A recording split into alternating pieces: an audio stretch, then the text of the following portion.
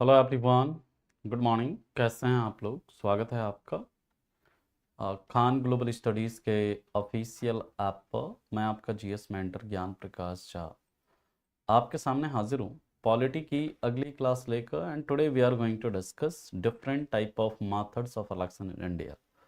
यानी भारत के अंदर निर्वाचन के जो अलग अलग प्रकार हैं उसकी चर्चा करेंगे। और फिर हम लोग बात करेंगे जो डेमोक्रेसी है उसके अंदर गवर्नेंस सिस्टम की बात करेंगे कि what is presidential system and what is parliamentary system, यानी कि जो अध्यक्षीय प्रणाली क्या है। और इसके बाद हम लोग बात करेंगे संसदीय प्रणाली क्या है, इसमें बेसिक डिफरेंस क्या है, इसके मेरिट्स क्या हैं, डिमेरिट्स क्या हैं। We will discuss it and everything in detail.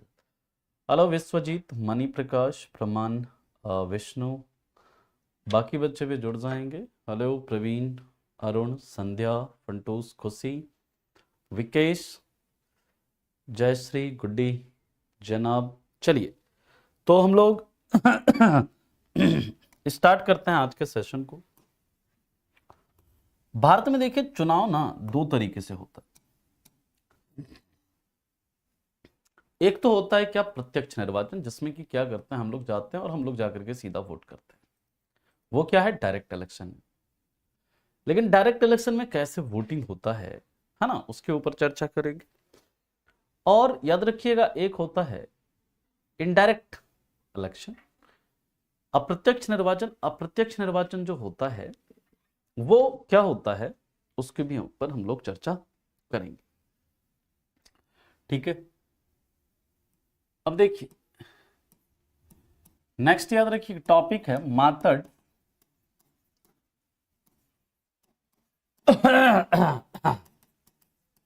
Of election in India. यानी भारत में निर्वाचन के तरीके। भारत में निर्वाचन के तरीके देखिए, सबसे पहला मेथड जो हम लोग देखेंगे दैट इज, इसको बोलते हैं एफपी टीपी, या फिर इसी को एफपीपीएस सिस्टम भी बोलते हैं। एफपीटीपी क्या होता है, इसका पूरा मतलब याद रखिएगा, इसका पूरा मतलब है first past the post system. First past the post system है ना, first past the post system. इसके बारे में याद रखना, इसको first past the post system ही कहेंगे। ठीक है, अब देखिए ये जो first past the post system है, सबसे पहली बात तो याद रखना है, ये जो हमने चुनाव की जो प्रणाली ली है ना, ये first past the post system जो हम लोगों ने लिया है ना, ये कहां से लिया है? ये लिया है हमने ब्रिटेन से। सबसे पहली बात तो आपको याद रखना, कई बार पूछा जाता है आपसे।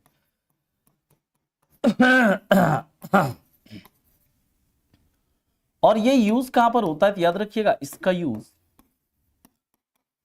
प्रत्यक्ष निर्वाचन में, डायरेक्ट इलेक्शन में होता है। इसका यूज कहां पर होता है? डायरेक्ट इलेक्शन में होता है। यानी जब भी हमारे देश में डायरेक्ट इलेक्शन होगा, प्रत्यक्ष निर्वाचन होगा, उसमें किसका यूज होगा? इस एफपीटीपी का यूज होगा। और डायरेक्ट इलेक्शन किसका? जैसे एग्जाम्पल के तौर पर याद रखिएगा, जैसे आपका लोकसभा का चुनाव है। किसका चुनाव है? लोकसभा का चुनाव है। कोई ये बता सकता है क्या कि लोकसभा का गठन किस आर्टिकल के तहत होता है? एनीवन बताइए, लोकसभा का गठन किस अनुच्छेद के तहत होता है? जैसे आपका विधानसभा का चुनाव होता है, विधानसभा, या जैसे हम क्या कहते हैं लेजिस्लेटिव असेंबली, लेजिस्लेटिव असेंबली, उसका जो चुनाव होता है वो कैसे होता है? प्रत्यक्ष निर्वाचन के द्वारा होता है। इसके बाद याद रखिएगा पंचायत, जो ग्राम पंचायत के चुनाव होते हैं, विलेज पंचायत के चुनाव होते हैं। वेरी गुड, बिल्कुल आप लोग सही बता रहे हैं। That is article 81। आर्टिकल 81 के तहत किसका गठन होता है? लोकसभा का गठन होता है। Good good good, very good. तो मैं साथ साथ एक सवाल और भी पूछ लूं कि सबसे पहली बार लोकसभा का गठन कब हुआ था, है ना? इस पॉइंट को ना आप लोग वन लाइनर में आप लोग लिख लेना। विलेज पंचायत, इसके बाद जो नगर पालिका है, म्युनिसिपैलिटी है, नगर पालिका का चुनाव होता है। ठीक, तो ये सब कैसे होता है? तो ये सब क्या होता है ना, इसमें प्रत्यक्ष निर्वाचन होता है। प्रत्यक्ष निर्वाचन यानी कि इसमें क्या करती हैं, जनता डायरेक्टली जाकर के क्या करती है, वोट करती है। 1952 में, बराबर है, बिल्कुल आप लोग सही बता रहे हैं, बट यहां पर मेरा पूछने का मतलब डेट था, ठीक है ना। तो डेट याद रखिएगा, 17 अप्रैल 1952 में सबसे पहली बार क्या होती है, लोकसभा का गठन होता है, और 3 अप्रैल को राज्यसभा का गठन होता है 1952 में।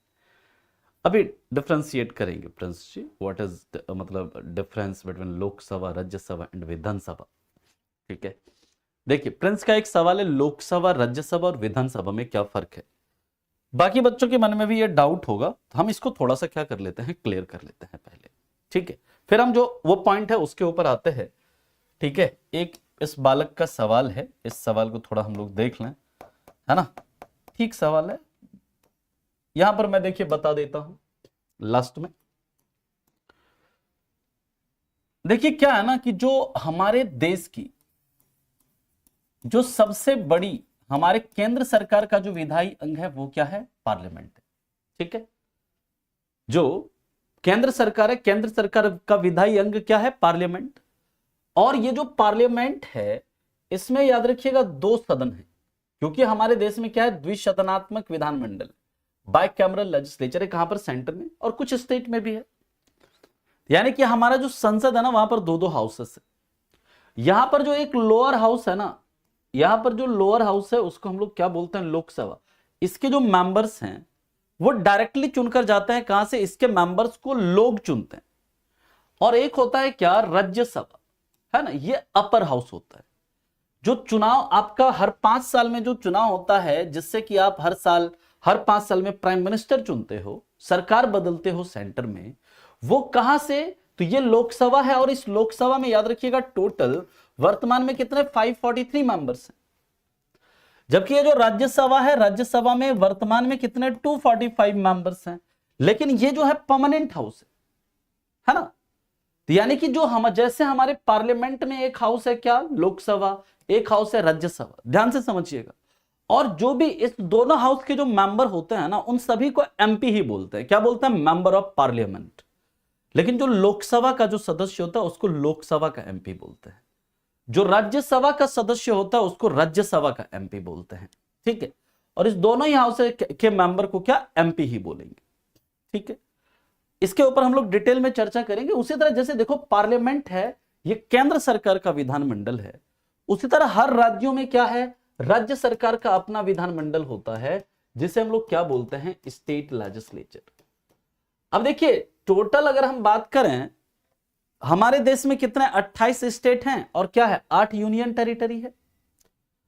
28 स्टेट में 22 स्टेट में तथा 3 यूनियन टेरिटरी में क्या है, वहां की जो विधानमंडल है वहां पर सिर्फ और सिर्फ एक ही सदन है, एक ही सदन है, जिसको हम लोग क्या बोलते हैं, जिसको हम लोग बोलते हैं लेजिस्लेटिव असेंबली। क्या बोलते हैं, जैसे वहां पर क्या लोकसभा है ना केंद्र में, उसी तरह राज्यों में जो लोअर हाउस है उसको क्या बोलते हैं हम लोग, लेजिस्लेटिव असेंबली बोलते हैं, या फिर क्या बोलते हैं, विधान सभा। और इसके विधानसभा के जो सदस्य होते हैं ना, जब राज्य में मुख्यमंत्री का चुनाव आप लोग करते हैं, मुख्यमंत्री का जब चुनाव होता है ना मुख्यमंत्री के लिए हर 5 साल में राज्यों में, तो वहां पर क्या होता है, एक्चुअली में इसी एमएलए का ही, इसी लेजिस्लेटिव असेंबली के सदस्यों को ही चुनते हैं आप। ये जो लेजिस्लेटिव असेंबली हर राज्य में अलग अलग इसकी संख्या हो सकती है। जैसे एग्जांपल के तौर पर यूपी की बात करें तो वहां पर 403 है। इसी तरह अगर हम बिहार की बात करें 243 है। इसी तरह अलग अलग राज्यों में क्या है, इसकी संख्या अलग अलग हो सकती है। अब देखिए इसके सदस्य जो है ना, कौन चुनते हैं, इसके सदस्य को जनता चुनती है। और इसके जो मेंबर को चुन के आप भेजोगे ना, उसको क्या बोलते हैं, उसको हम लोग बोलते हैं एमएलए। क्या बोलते हैं, एमएलए। एमएलए मतलब क्या, मेंबर ऑफ लेजिस्लेटिव असेंबली, यानी इसका मेंबर, यानी क्या है, मेंबर ऑफ लेजिस्लेटिव असेंबली। आपके क्षेत्र के कहते हैं ना कि हम एमएलए साहब का, जानते हो हमको, हमारे चाचा एमएलए हैं, विधायक हैं, एमएलए हैं। तो एमएलए का मतलब क्या, ये है लेजिस्लेटिव असेंबली के मेंबर हैं, ये मेंबर ऑफ लेजिस्लेटिव असेंबली। इसी को आम भाषा में हम लोग क्या बोलते थे, विधायक साहब, ये विधायक जी हैं, है ना। तो विधायक का मतलब क्या, वो राज्य इसके मेंबर है। अगर कहते हैं कि अरे हमारे, जानते हो हमारे चाचा संसद है, संसद है तो मतलब क्या, ये जो हाउस है ना, लोकसभा या राज्यसभा, इसके मेंबर है। क्लियर है पॉइंट। इसी तरह देखिए अब मैंने क्या बताया, ऐसा 22 राज्य और 3 यूनियन टेरिटरी है जहां पर सिर्फ और सिर्फ क्या है, विधानसभा। लेकिन 6 राज्य ऐसा है जहां पर कि विधानसभा भी है और विधान परिषद भी, यानी कि इन 6 राज्यों में क्या है, बाइकैमरल लेजिस्लेचर है, द्विसदनात्मक विधानमंडल है। वहां पर लेजिस्लेटिव असेंबली के साथ साथ क्या है, लेजिस्लेटिव काउंसिल भी है। अब ये जैसे देखो यहां पर पार्लियामेंट में, यहां पर जैसे राज्यसभा है ना, केंद्र सरकार, केंद्र मतलब संसद में, उसी तरह 6 राज्य ऐसे हैं जहां पर कि राज्यसभा की तर्ज पर ही क्या बनाया गया है, लेजिस्लेटिव काउंसिल, या जिसे हम क्या कहते हैं, विधान परिषद। इसके सदस्य जनता के द्वारा डायरेक्टली नहीं चुने जाते, जैसे इसके सदस्य डायरेक्टली जनता के द्वारा नहीं चुने जाते हैं, उसी तरह इसके सदस्य भी डायरेक्टली जनता के द्वारा नहीं चुने जाते हैं। कैसे चुने जाते हैं, तो कुछ सदस्यों को एमएलए चुनेंगे, कुछ सदस्यों को राज्य के जो स्थानीय सरकार है, पंचायत म्युनिसिपैलिटीज के जो मेंबर है वो चुनेंगे, कुछ को टीचर्स चुनेंगे, कुछ को स्टूडेंट चुनेंगे, है ना, और कुछ को गवर्नर क्या करते हैं, नॉमिनेट करते हैं। ठीक है, तो याद रखिएगा ये जो विधान परिषद है इसको हम लोग क्या बोलते हैं, इसको हम लोग बोलते हैं, इसके जो सदस्य होते हैं ना, इसको बोलते हैं एमएलसी। एमएलसी यानी जिसे हम कहते हैं मेंबर ऑफ लेजिस्लेटिव काउंसिल। क्या बोलते हैं, मेंबर ऑफ लेजिस्लेटिव काउंसिल, या इसको विधान परिषद का सदस्य कहते हैं, या फिर इसको विधान पार्षद कहते हैं। बात समझ में आ गई, क्लियर है यहां तक, किसी को कोई दिक्कत?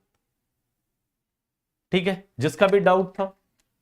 क्यों जरूरत पड़ी है मनु, इसके ऊपर हम लोग चर्चा करेंगे जब विधान परिषद पढ़ेंगे। ऐसे विधान परिषद के बारे में जब पढ़ेंगे ना तो आपको लगेगा कि इसकी तो कोई आवश्यकता ही नहीं है ना, इसे तो हमें क्या कर देना चाहिए, एंड ही कर देना चाहिए। लेकिन वहां जब पढ़ेंगे तो बताएंगे क्यों इसकी जरूरत है और क्यों ये रहना चाहिए, क्यों ये समाप्त हो जाना चाहिए। ठीक है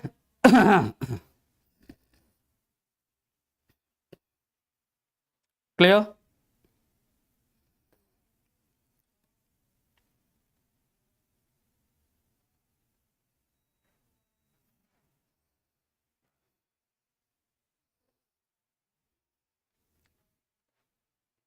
काउंसिल को हिंदी में बोलते हैं परिषद, परिषद। ठीक है, अब आगे चला हम लोग, जिसका भी डाउट था ये समझ में आ गया। फुरकान जी अभी आपके डाउट पे आ रहे हैं, थोड़ा सा इंतजार करिए, मैंने देख लिया आपका डाउट, आपके डाउट पर भी आते बताएंगे, लास्ट में आपको बताते हैं, धैर्य रखिए। अब हम लोग बात करते हैं, ये बात समझ में आ गई कि जो ये कहां से लिया, ब्रिटेन से लिया, और इसका यूज ये first past the post system जो है इसका यूज कहां पर होता है, डायरेक्ट इलेक्शन में, जैसे लोकसभा का चुनाव है, विधानसभा का चुनाव है, ग्राम पंचायत का चुनाव है, नगर पालिका का चुनाव है, इन सब में यूज होता है किसका, एपीटीपी सिस्टम का। पहले आप इसे लिखो, फिर चलते हैं इसके आगे, फटाफट लिखिए। देखिए अभी आपको जो भी बेसिक में जो भी डाउट्स है ना आप पूछ सकते हो, जो भी डाउट है आप पूछ सकते हो बेसिक में। इस वीक में हमारा बेसिक जो है कंप्लीट हो जाएगा, फिर हम नेक्स्ट वीक से ना मूव करेंगे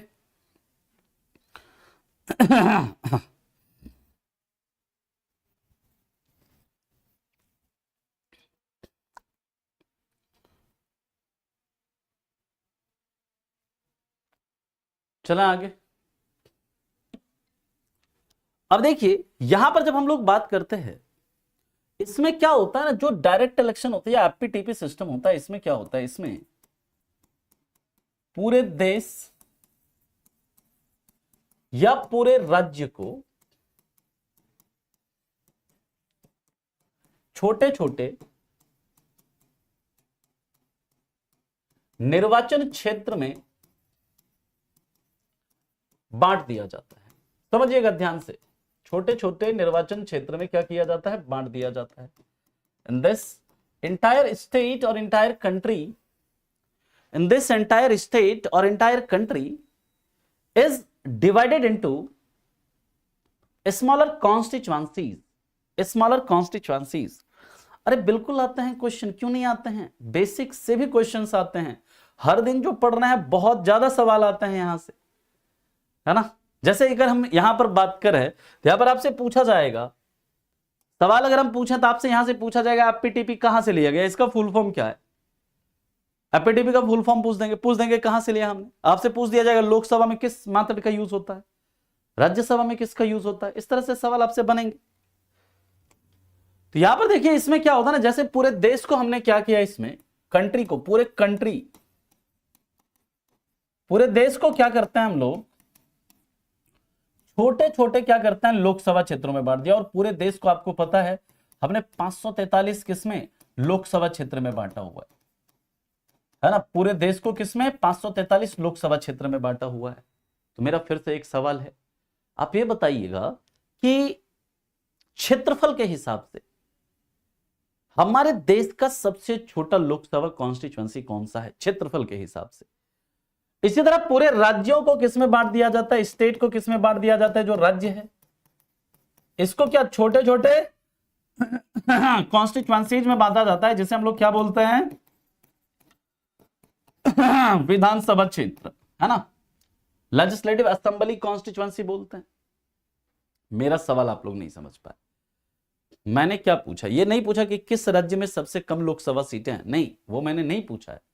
मैंने पूछा है क्षेत्रफल के हिसाब से सबसे छोटा लोकसभा क्षेत्र कौन सा है, क्षेत्रफल के हिसाब से। तो वो याद रखिएगा, क्षेत्रफल के हिसाब से जो सबसे छोटा लोकसभा क्षेत्र है ना, वो है चांदनी चौक। कौन सा है, चांदनी चौक, ठीक है। अब देखिए यहां पर क्या होता है ना कि हर कॉन्स्टिट्यूएंसी से, हर निर्वाचन क्षेत्र से, हर कॉन्स्टिट्यूएंसी से, हर निर्वाचन क्षेत्र से एक मेंबर चुनकर आता है, एक मेंबर चुनकर आता है। इसलिए पूरे देश में कितना 543 कॉन्स्टिट्यूएंसी है, पूरे देश में कितना 543 लोकसभा क्षेत्र है। आप 543 सदस्यों को चुनकर भेजते हो, यानी कि एक कॉन्स्टिट्यूएंसी से क्या इतने इक्के मेंबर चुनता है ना जी। मान लीजिए आपका जो लोकसभा क्षेत्र है, जो भी लोकसभा क्षेत्र होगा आपका, वहां पर मान लीजिए 5 कैंडिडेट चुनाव लड़ रहा है, लेकिन आप चुनकर कितने को, इक्के को भेजेंगे। ऐसा तो नहीं है ना 4 आदमी को चुनकर भेजते हैं, ऐसा तो नहीं है ना कि 2 आदमी को चुनकर भेजते हैं। यानी कि हर यहां पर लोकसभा क्षेत्र से जो आपका एफपीटीपी सिस्टम होता है ना, इसमें हर लोकसभा क्षेत्र मतलब हर क्षेत्र से, हर कॉन्स्टिट्यूएंसी से सिर्फ और सिर्फ कितना मेंबर चुनकर जाएगा, एक मेंबर चुनकर जाएगा। और यहां पर एक आदमी का जो वोट वैल्यू होता है ना, एक वोटर का वोट वैल्यू कितना होता है, यहां पर याद रखिएगा, हर मतदाता का मत मूल्य क्या होता है, समान होता है। इसमें हर मतदाता का मत मूल्य, यानी मत मूल्य का मतलब कि every voter have equal vote value. हर मतदाता का मत मूल्य क्या होता है, समान होता है। Every voter have equal vote value. और यहां पर हर मतदाता का वोट वैल्यू कितना, एक होगा। याद रखिएगा, हर मतदाता का वोट वैल्यू कितना होता है, हर वोटर का वोट वैल्यू कितना होता है, हर मतदाता का मत मूल्य कितना होता है, वोट वैल्यू कितना होता है, एक होता है। यानी आप जाओगे अगर लोकसभा के चुनाव में वोट करने के लिए, तो वहां पर आपका कितना वोट काउंट होगा, अगर आपने वोट दिया तो एक ही वोट काउंट होगा ना जी। बात समझ में आ रही, एक ही वोट काउंट होगा, ऐसा तो नहीं है 2 वोट काउंट होगा। इसी तरह विधानसभा के चुनाव में आप वोट करने जाते हैं, आप जब किसी को वोट करते हैं तो आपका वोट एक के वोट काउंट होता है। इसी तरह आप पंचायत का चुनाव है उसमें वोट करते हैं तो आपका एक के वोट काउंट होता है। और यहां पर ऐसा तो नहीं है ना कि आप वोट करने जा रहे हैं तो आपका वोट वैल्यू 1 है, लेकिन आपका मान लीजिए आपके फैमिली में आपके पिताजी जा रहे हैं वोट करने तो उनका वोट वैल्यू 2 है, ऐसा होता है क्या, नहीं। यानी कि इसमें क्या होता है, हर वोटर का वोट वैल्यू क्या होता है, समान होता है, इक्वल होता है। और कितना होता है, 1 होता है हर वोटर का वोट वैल्यू। पहले आप इसे लिखो। अभी इसमें बहुत सारी चीजें समझनी है। यहां तक किसी को कोई दिक्कत है, कोई परेशानी है तो पूछिए, फिर हम लोग चलते हैं इसके आगे।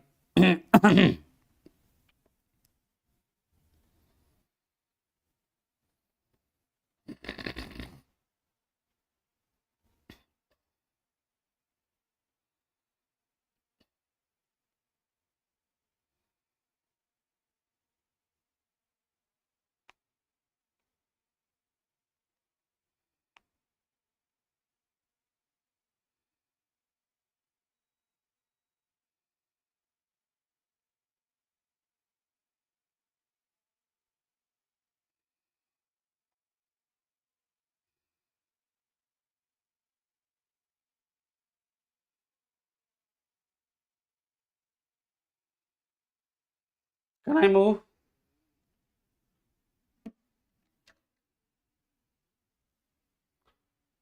डेफिनेटली पढ़ सकते हैं खुशी, डेफिनेटली पढ़ सकते हो आप, कोई भी आप टीचिंग एग्जाम दे रहे हैं, है ना।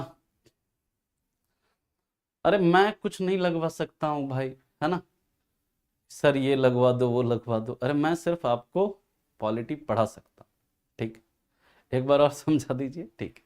देखिए क्या है ना, इसमें पूरे देश को क्या करते हैं हम लोग, छोटे छोटे क्षेत्र में बांट लेते हैं। जैसे इंडिया है पूरा, पूरे इंडिया को हमने क्या किया है, छोटे छोटे छोटे छोटे ऐसे कॉन्स्टिट्यूएंसी में बांट दिया है। कितने, 543 कॉन्स्टिट्यूएंसी में बांट दिया है, जिसमें कि यहां पर जो एक्चुअली जो बांटा जाता है पूरे देश को, वो उसके पॉपुलेशन के आधार पर बांटा जाता है। जैसे यूपी की बात करें तो यूपी का पॉपुलेशन सबसे ज्यादा है, तो इसलिए यूपी में सबसे ज्यादा सीटें हैं, 80। उसी तरह महाराष्ट्र में 48 है, वेस्ट बंगाल में 42 है, बिहार में 40 है ना। ठीक है, तो याद रखिएगा पूरे देश को छोटे छोटे क्षेत्र में इसमें बांट दिया। उसी तरह राज्य को भी छोटे छोटे क्षेत्र में बांट देते हैं, जिसको क्या बोलते हैं, विधानसभा क्षेत्र कहते हैं। अब यहां पर हर क्षेत्र से एक सदस्य चुनकर आएगा। ठीक है, यहां पर विधानसभा क्षेत्र से एक सदस्य चुनकर आएगा। और यहां पर अब जब जाते हैं ना, तो हर वोटर का वोट वैल्यू इसमें क्या होता है, सेम होता है। एफपीटीपी सिस्टम में जब डायरेक्ट इलेक्शन हो रहा है तो हर वोटर का समान वोट वैल्यू होगा। ठीक है, ऐसा नहीं है कि person to person vote value vary करेगा, कि इसका वोट वैल्यू 1 उसका 5, ऐसा नहीं होता। यहां पर सभी का 1 होगा वोट वैल्यू। ठीक है, बात समझ में आ गई। अब देखिए यहां पर क्या होता है, इसमें जब आप वोट करने जाते हो ना, पहले तो क्या होता था, बैलेट पेपर से वोटिंग होता था, लेकिन अब कहां कैसे हो रहा है, ईवीएम से हो रहा है ना। इसमें क्या होता है, इसमें किसी पर्सन को वोट किया जाता है, इसमें किसी पर्सन को वोट किया जाता है।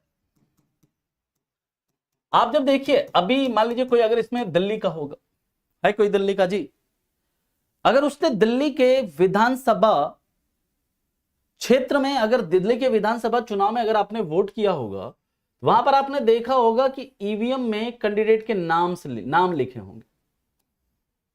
कैंडिडेट के क्या लिखे होंगे, ईवीएम में नाम लिखे होंगे, A B C D E जो भी है। ठीक है, वहां पर नाम लिखा होगा, उसके नाम के आगे उसका चुनाव चिन्ह होगा, यानी चुनाव चिन्ह होगा। ये बता रहे कि आखिर उसने किस पार्टी के टिकट पर वो चुनाव लड़ रहा है। पॉपुलेशन है फुरकान जी, पॉपुलेशन के आधार पर क्या होता है, सीटों को बांटा जाता है। अब यहां पर आप जाते हैं, यहां पर आप जाकर क्या करते हैं, किसी पर्टिकुलर कैंडिडेट को वोट करते हैं। किसको वोट करते हैं, किसी पर्टिकुलर कैंडिडेट को क्या करते हैं, आप वोट करते हैं। यहां पर किसी पर्सन को जाकर के आप यहां वोट कर रहे हैं, वो किसी ना किसी पर्टिकुलर पॉलिटिकल पार्टी के उस पर चुनाव लड़ता है, या फिर इंडिपेंडेंट होकर के चुनाव लड़ता है ना। अब हम लोग बात करते हैं यहां पर क्या होता है, याद रखिएगा, इसमें जिस कैंडिडेट को सबसे ज्यादा, अच्छा आप लोगों से एक सवाल भी है मेरा, कि भारत में सबसे पहले ईवीएम का यूज कहां पर हुआ था। ईवीएम का यूज सबसे पहले कब किया गया था और कहां पर किया गया था, कोई बता सकता है। तो जिस कैंडिडेट को सबसे ज्यादा वोट मिलता है,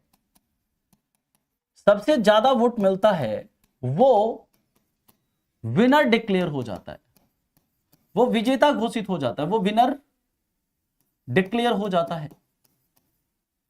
यानी जिस भी कैंडिडेट को सबसे ज्यादा वोट मिलेगा, मान लीजिए कि अगर 100 वोट पड़ा, मान लीजिए 100 वोट अगर पड़ा, तो 100 वोट में मान लीजिए अगर इसको 30 मिला, इसको 20 मिला, इसको 15 मिला, है ना, इसको 25 मिला, इसको 10 मिला, तो सबसे ज्यादा वोट किसको मिला है। यहां पर सबसे ज्यादा इस कंडीशन में विनर डिक्लेयर कौन होगा, बताइए। Very good very good, Kerala में हुआ सबसे। यहां पर बताइए इस कंडीशन में विनर कौन डिक्लेयर होगा, ए जो है यहां पर विनर डिक्लेयर हो जाएगा।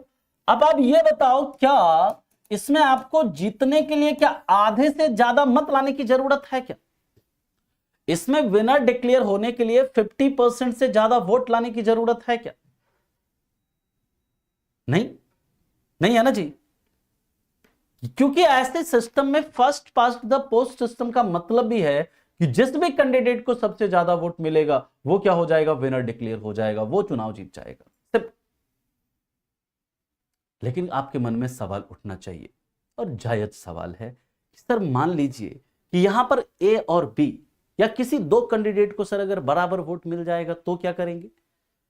दूसरी कंडीशन में सर विनर डिक्लेयर कौन होगा। तो याद रखिएगा, जब भी दो कैंडिडेट को इक्वल वोट मिल जाता है ना, जैसे मान लीजिए ए और बी को मान लीजिए इक्वल वोट मिल गया,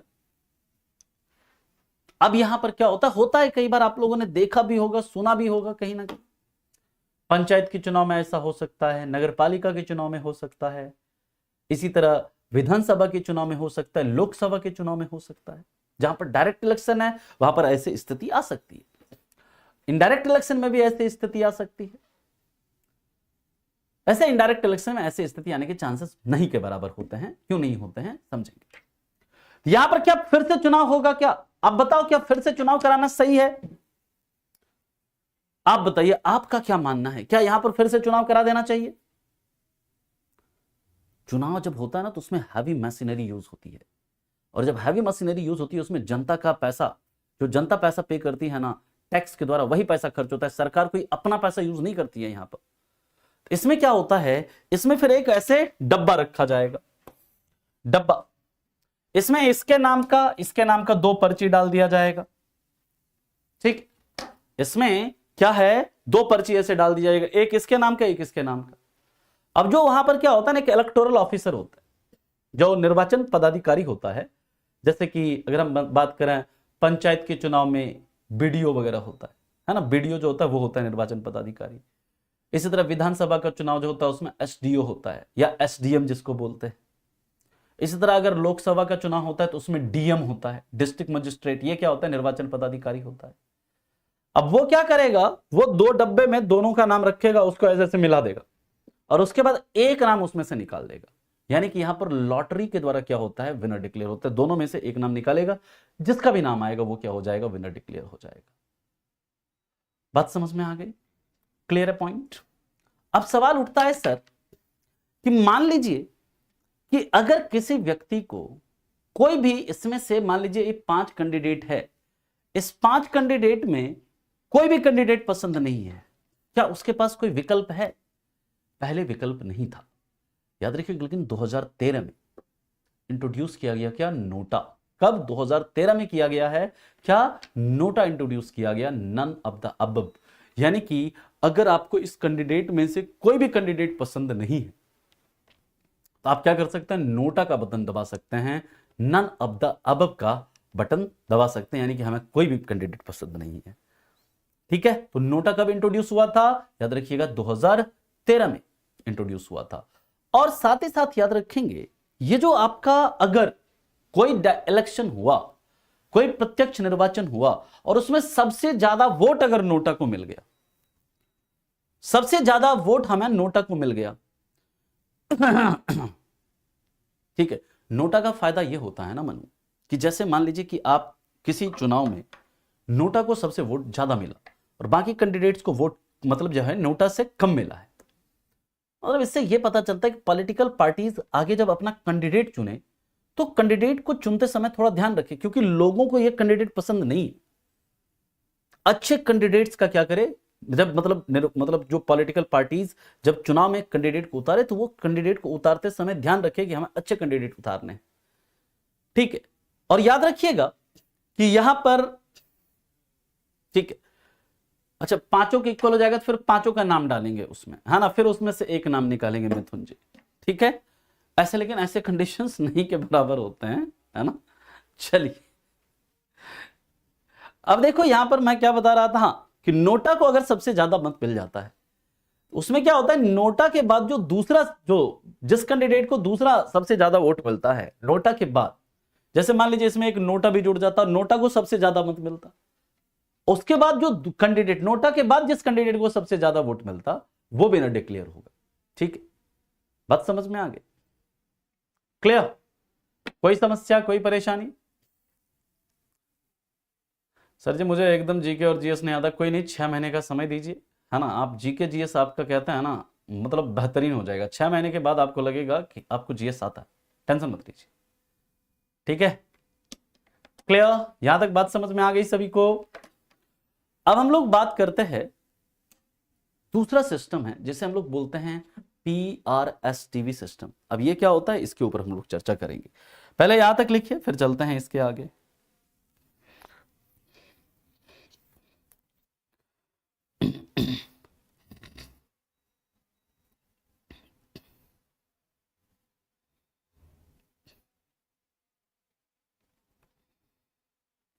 चला जी, चलिए अब हम लोग बात करते हैं। देखिए नेक्स्ट जो हमारा इलेक्शन का सिस्टम है, सेकंड सिस्टम जो हमारे देश में यूज होता है, डायरेक्ट इलेक्शन में कौन सा सिस्टम यूज होगा? एफपीटीपी। डायरेक्ट इलेक्शन में क्या है? एफपीटीपी सिस्टम यूज होगा। और जो आपका दूसरा सिस्टम होता है उसे हम लोग बोलते हैं पीआरएसटीवी सिस्टम। पीआरएसटीवी सिस्टम, इस पीआरएसटीवी सिस्टम का मतलब क्या है समझिएगा। इसका मतलब है पूरा, कई बार तो फुल फॉर्म पूछ लेते हैं आपसे, proportional representation, proportional representation by mean of single transferable vote system, by mean of single transferable vote system. PRSTV का मतलब यही होता है।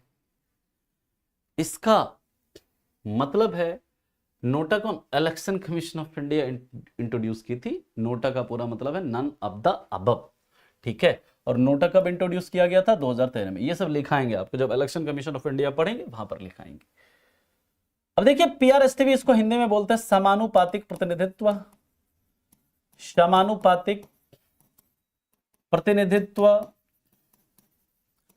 एकल संक्रमण मत प्रणाली, एकल संक्रमण मत प्रणाली,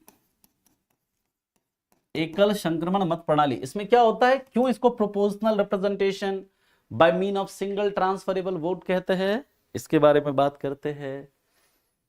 सबसे पहले याद रखिएगा इसका यूज कहां पर होता है? It is used in indirect election. इसका यूज कहां पर होता है? अप्रत्यक्ष निर्वाचन में होता है। इसका प्रयोग अप्रत्यक्ष निर्वाचन में होता है। अप्रत्यक्ष निर्वाचन जैसे, आपको फर्क समझना है कि आखिर क्या डिफरेंस है दोनों में। नहीं आईपीसी सीआरपीसी वो हमारे एग्जाम के काम का नहीं है बाबू, है ना। आईपीसी सीआरपीसी नहीं पढ़ेंगे हम लोग यहां पर, है ना भारतीय न्याय संहिता पढ़ेंगे। चलिए इनडायरेक्ट इलेक्शन की बात करते हैं, तो जैसे एग्जांपल के तौर पर राष्ट्रपति का चुनाव है, प्रेसिडेंट, वाइस प्रेसिडेंट यानी उपराष्ट्रपति का चुनाव है,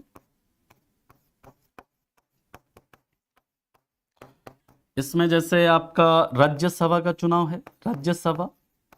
और राज्यसभा का गठन किस आर्टिकल के तहत होता है आप लोगों को पता होना चाहिए। राज्यसभा, इसको हम लोग हाउस ऑफ स्टेट भी बोलते हैं। राज्यसभा का गठन किस आर्टिकल के तहत होता है? नेक्स्ट है विधान परिषद का चुनाव, या फिर जैसे हम कहते हैं लेजिस्लेटिव काउंसिल।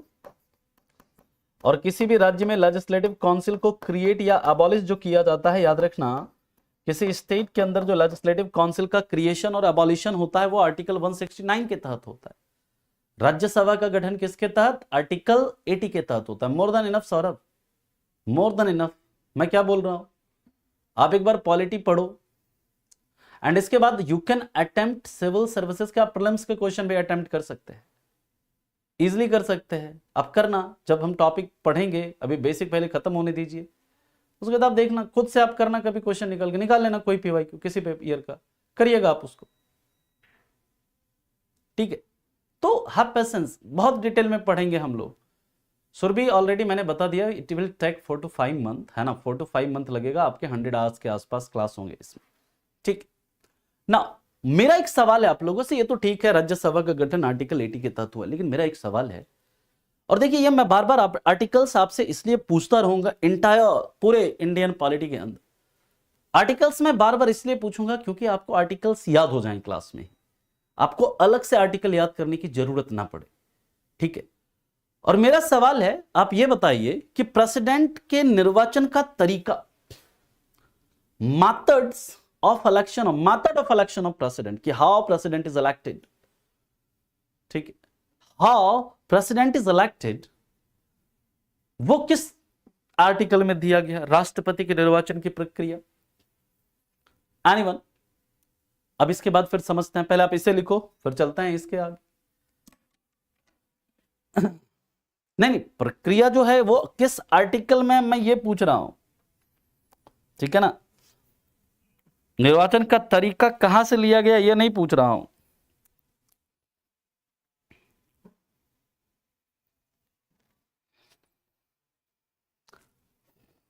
आर्टिकल 54 नहीं है, आर्टिकल 55 है। आर्टिकल 54 में देखिए क्या है, राष्ट्रपति का निर्वाचक मंडल है। बच्चों को बड़ा कंफ्यूजन होता है इसमें, आर्टिकल 54 और आर्टिकल 55 में।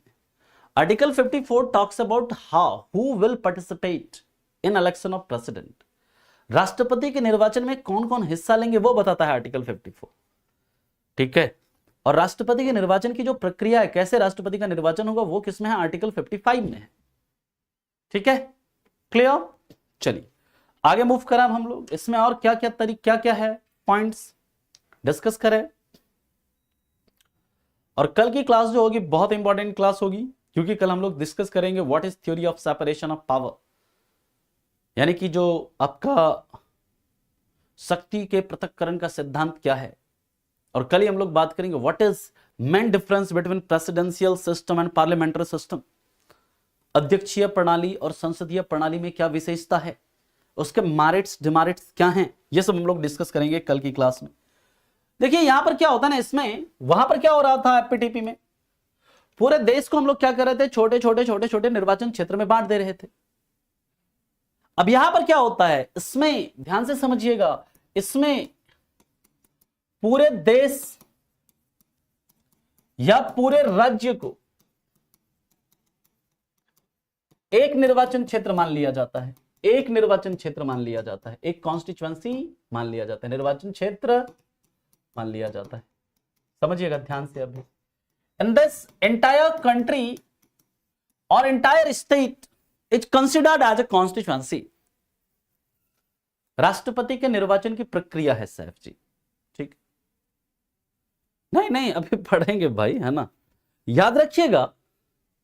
इसमें क्या है, पूरे इंटायर कंट्री को ही एक कॉन्स्टिट्यूएंसी मान लेते हैं, या पूरे इंटायर स्टेट को ही एक कॉन्स्टिट्यूएंसी मान लेते हैं। यहां पर उसमें छोटे छोटे उसमें विभाजित नहीं करते हैं उसको छोटे छोटे कॉन्स्टिट्यूएंसी में, बल्कि entire country is taken as a constituency, entire state is taken as a constituency. तो याद रखिएगा, जब कंट्री की बात करते हैं तब जैसे हम राष्ट्रपति की बात करें, तो राष्ट्रपति क्या किसी पूरे देश के लिए चुने जाते हैं, उपराष्ट्रपति क्या है पूरे देश के लिए चुने जाते हैं। यानी कि राष्ट्रपति के निर्वाचन में और उपराष्ट्रपति के निर्वाचन में क्या है, पूरे देश को एक कॉन्स्टिट्यूएंसी मान लिया गया है। हाँ या नहीं बोलिए। इसी तरह जब हम बात करते हैं राज्यसभा के चुनाव की, राज्यसभा के चुनाव में क्या होता है ना, आपका पूरा स्टेट जो है उसको एक कॉन्स्टिट्यूएंसी मान लिया जाता है। जैसे मान लीजिए यूपी से अगर कोई राज्यसभा में चुनकर गया है, यूपी से अगर कोई राज्यसभा में चुनकर गया है, क्या यूपी में उसका कोई स्पेशल कॉन्स्टिट्यूएंसी है क्या। जैसे लोकसभा के लिए क्या होता है कि जैसे वाराणसी कॉन्स्टिट्यूएंसी है, लखनऊ कॉन्स्टिट्यूएंसी है, गाजीपुर कॉन्स्टिट्यूएंसी है, और भी डिफरेंट डिफरेंट कॉन्स्टिट्यूएंसी है, वहां पर डिफरेंट डिफरेंट लोकसभा क्षेत्र है वहां पर। कि जो मोदी जी हैं वाराणसी से चुनकर गए हुए हैं, उसी तरह कोई लखनऊ से चुनकर गया हुआ है, कोई गाजीपुर से चुनकर गया हुआ है, इसी तरह कोई प्रयागराज से चुनकर गया हुआ है। अलग अलग वहां पर क्या है, लोकसभा कॉन्स्टिट्यूएंसी।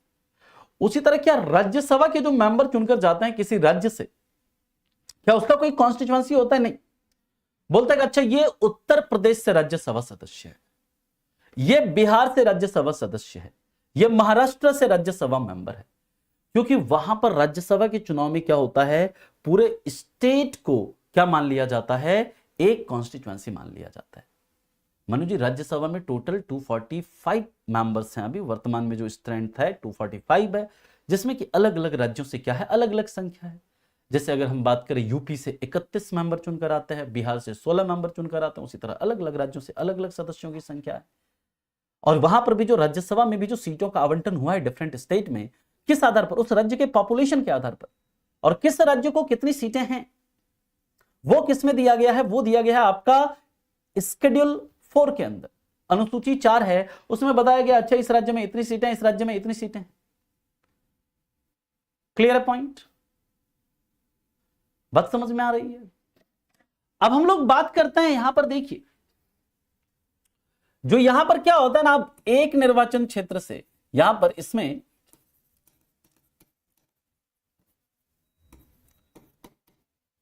एक निर्वाचन क्षेत्र से एक या एक से अधिक मेंबर चुनकर जाते हैं। एक या एक से अधिक मेंबर क्या होते हैं, चुनकर जाते हैं।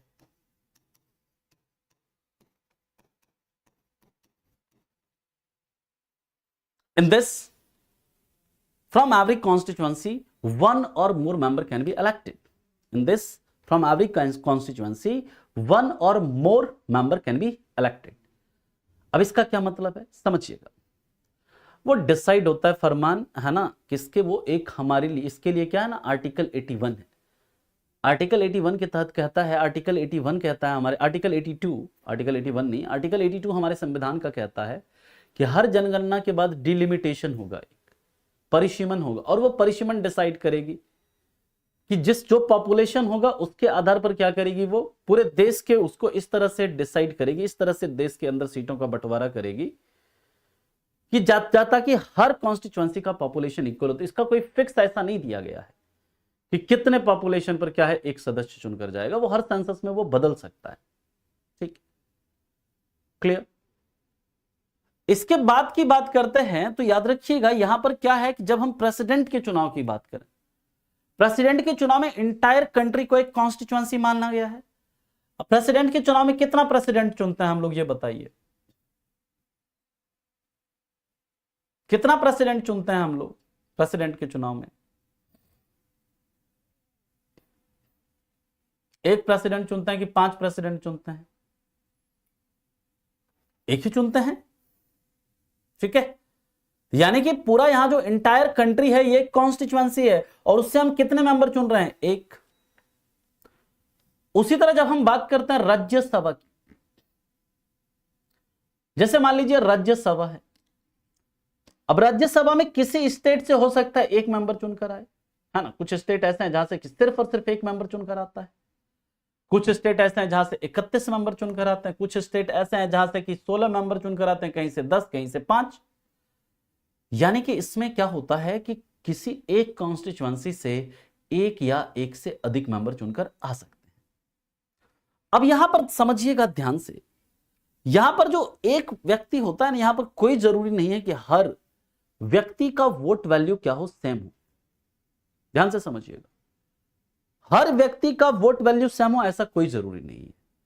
यहां पर नाम में ही है proportional representation by mean of single transferable vote, यानी कि जिस प्रोपोर्शन में आप लोगों को रिप्रेजेंट कर रहे हैं उसी प्रोपोर्शन में आपको क्या मिलता है, वोटिंग वैल्यू मिलता है, वोट वैल्यू मिलता है, यानी मत मूल्य मिलता है। जैसे अगर हम बात करते हैं राष्ट्रपति के निर्वाचन की, ठीक है सर, हमारे इसमें हर एक स्टेट और यूटी से एक राज्यसभा में मेंबर होते हैं क्या? नहीं, ऐसा कोई जरूरी नहीं है मिथुन जी। किसी यूटी से एक मेंबर चुनकर आते हैं, किसी से एक से ज्यादा भी आते हैं, जैसे दिल्ली है वहां से 3 मेंबर चुनकर आते हैं, जे.एंड.के है वहां से 4 मेंबर चुनकर आते हैं, है ना। ठीक, क्लियर। यहां पर 3 ही यूटी है जहां से कि राज्यसभा में मेंबर चुनकर जाएंगे, क्योंकि राज्यसभा में उसी यूटी से मेंबर चुनकर जा सकते हैं जहां पर क्या है, विधानसभा है। 3 यूटी से क्या होंगे, राज्यसभा में मेंबर चुनकर जाएंगे। और बाकी वो राज्य पे डिपेंड करता है कि उस राज्य का पॉपुलेशन कितना है, राज्य के पॉपुलेशन के आधार पर वहां पर राज्यसभा में सीटें दी गई है।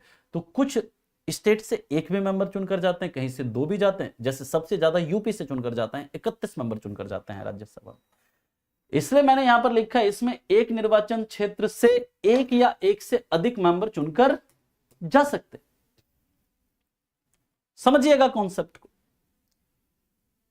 अब यहां पर हर वोटर का वोट वैल्यू सेम नहीं होगा, इसीलिए जब राष्ट्रपति का निर्वाचन हम लोग पढ़ते हैं तो वहां पर एक एमपी जो है, एमपी का वोट वैल्यू ज्यादा होता है, किससे, एक एमएलए से। ठीक है, हाँ जी बिल्कुल फरमान जी। दिल्ली जे.एंड. लद्दाख नहीं है, बल्कि लद्दाख की जगह पर पुडुचेरी है। दिल्ली है, जम्मू एंड कश्मीर है, और पुडुचेरी, लद्दाख नहीं। याद रखिएगा यहां पर क्या होता है ना, जब राष्ट्रपति के चुनाव की बात करता है तो एक एमपी का वोट वैल्यू ज्यादा होगा, एमएलए का वोट वैल्यू कम होगा। यानी कि यहां पर कोई जरूरी नहीं है कि वोट वैल्यू, हर एक व्यक्ति का वोट वैल्यू क्या हो, समान हो। वो डिपेंड करता है कि एमपी क्या है ना, एक लार्जर पॉपुलेशन को रिप्रेजेंट कर रहा है, ज्यादा लोगों को रिप्रेजेंट कर रहा है एक एमपी। तो वहां पर क्या होता है, एमपी का वोट वैल्यू क्या होता है, ज्यादा होता है इसलिए। और जो एक एमएलए होता है वो क्या कर रहा है, एक छोटे से एरिया को, छोटे से पॉपुलेशन को रिप्रेजेंट कर रहा है, इसलिए एमएलए का वोट वैल्यू क्या होता है, यहां पर अलग होता है। ठीक है, तो जैसे वहां पर हमने क्या देखा था, हर वोटर का वोट वैल्यू समान होगा, हर वोटर का मत मूल्य एक होगा, यहां पर ऐसा कुछ भी नहीं है। जैसे राष्ट्रपति चुने जाते हैं वैसे ही सारा प्रोसेस बताएंगे जब हम उस टॉपिक को पढ़ेंगे। आप यहां पर बस अभी ये समझो कि आखिर ये सिस्टम क्या है, ये समझना है। अब यहां पर क्या होता है, इसमें किसी पॉलिटिकल पार्टी को वोट दिया जाता है, इसमें किसी पॉलिटिकल पार्टी को वोट दिया जाता है, इसमें किसी राजनीतिक दल को वोट दिया जाता है। वहां पर क्या हो रहा था, वहां पर हम लोग क्या कर रहे थे, किसी कैंडिडेट को वोट कर रहे थे, लेकिन यहां पर कैंडिडेट नहीं बल्कि किसे वोट किया जाएगा, किसी पर्टिकुलर पार्टी, किसी राजनीतिक दल को क्या किया जाता है, इसमें वोट किया जाता है। याद रखेंगे यहां पर पॉलिटिकल पार्टीज क्या करती है, अपने मतलब पॉलिटिकल पार्टी को क्या करेंगे, आप वोट देंगे और फिर पॉलिटिकल पार्टी क्या करेगी, वहां पर अपने कैंडिडेट भेजती है।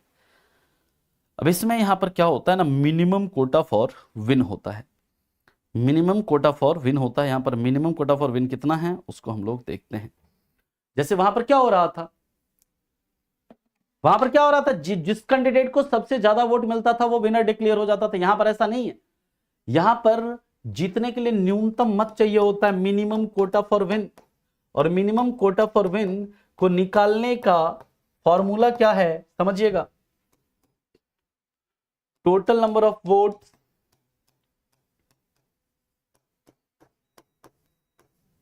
Divided by number of vacancies, number of vacancy plus 1 और फिर इसके बाद प्लस 1। ठीक, in this vote is given to a particular political party, vote is given to a political party, in this vote is given to a political party, in this from every constituency one or more member can be elected। ठीक है, number of, total number of vote divided by total number of vacancy plus 1 हो जाएगा यहां पर।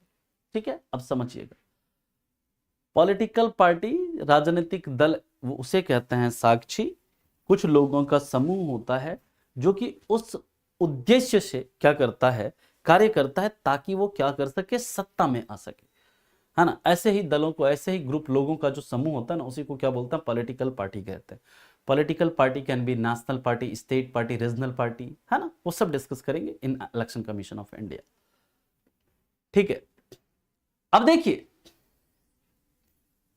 सारे MP का vote value same होता है प्रमोद, है ना, लेकिन सारे स्टेट के एमएलए का वोट वैल्यू सेम नहीं होता। ठीक है, सारे एमपी का वोट वैल्यू सेम होगा।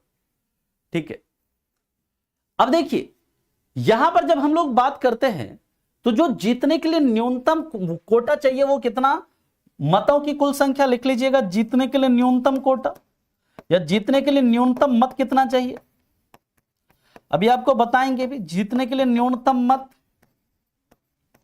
बराबर क्या, मतों की कुल संख्या, मतों की कुल संख्या बटे रिक्तियों की संख्या, बटे क्या, रिक्तियों की संख्या, नंबर ऑफ वैकेंसी, और प्लस क्या, प्लस 1। जैसे यहां पर एग्जाम्पल के तौर पर आपको बताएं, इसमें वोट देते हैं, जैसे राष्ट्रपति का चुनाव है, राष्ट्रपति के चुनाव में वोट कौन देते हैं, एमपीज देते हैं, एमएलएज देते हैं। इस तरह राज्यसभा के चुनाव में वोट कौन देते हैं, जो एमएलएज होते हैं स्टेट के, वो देते हैं। ठीक सर, जब सारे एमपी का वोट वैल्यू इक्वल है तो हर स्टार्ट को इक्वल क्यों नहीं दिया जाता है, क्या हर स्टेट को, स्टार्ट को इक्वल नहीं, सवाल नहीं समझ पा रहा हूं आपका सवाल को, थोड़ा अच्छे से आप समझाएं। पहले यहां पर देखो, मान लीजिए जैसे प्रेसिडेंट का निर्वाचन है, अब प्रेसिडेंट के निर्वाचन में मिनिमम कितना वोट चाहिए जीतने के लिए, मान लो कि टोटल वोट कितना है 100, मान लीजिए टोटल वोट कितना है 100 है, 100% लोग क्या कर रहे हैं, वोट कर रहे हैं। अब नंबर ऑफ रिक्ति कितना है यहां पर, नंबर ऑफ वैकेंसीज कितना है, बताइए। नंबर ऑफ वैकेंसीज कितना है यहां पर, एक, क्योंकि एक ही प्रेसिडेंट चुनेंगे हम लोग। तो राष्ट्रपति के निर्वाचन के लिए मिनिमम कोटा कितना चाहिए, देखो निकल जाएगा यहीं से। राष्ट्रपति के निर्वाचन के लिए जो मिनिमम कोटा चाहिए जीतने के लिए, वो कैसे निकलेगा, देखिए। मान लीजिए टोटल वोट कितना पड़ा, 100%। अब हम लोग कितना राष्ट्रपति चुनेंगे, एक, तो 100/1+1+1, यानी कि 100% अगर वोट है 50% से कितना, एक मत ज्यादा चाहिए होता है। इसलिए राष्ट्रपति का जो निर्वाचन होता है ना, इसलिए राष्ट्रपति के निर्वाचन में आपको जीतने के लिए 50% से एक मत ज्यादा चाहिए होता है, 50%+1। ठीक, बाकी इसके बारे में डिटेल में एनालिसिस करेंगे अब कल की क्लास में, और कल ही हम लोग डिस्कस करेंगे। कल हम लोग पहले इसे देखेंगे, है ना, और कल ही हम लोग डिस्कस करेंगे प्रेसिडेंशियल और पार्लियामेंट्री सिस्टम। ठीक है, यहां तक किसी को कोई डाउट, कोई परेशानी है तो बताइएगा, फिर हम लोग चलते हैं इसके आगे। एंड एक कोई बच्चा था जिसका डाउट था कंट्री वाला, वो कंट्री वाला डाउट अब मैं कल क्लियर करूंगा। ठीक है, जिसका भी डाउट था, देखिए कंट्री एक्चुअली क्या होता है ना, मतलब एक वर्ल्ड के अंदर एक क्या होता है, ज्योग्राफिकल एरिया होता है। कंट्री स्टेट भी हो सकता है, नेशन भी हो सकता है, इसके ऊपर बात करेंगे हम लोग कल की क्लास में। ठीक है सर, सेंटर में ना लेजिस्लेटिव काउंसिल देते हैं, तो स्टेट लेजिस्लेटिव काउंसिल में कौन होते हैं, कल मैं बताता हूँ। जो डाउट है पूछ लीजिएगा, है ना। अब मेरी दूसरी क्लास है एक्चुअली में, है ना। मिलते हैं कल की क्लास में, तब तक के लिए thank you so much, bye bye, take care and have a good day.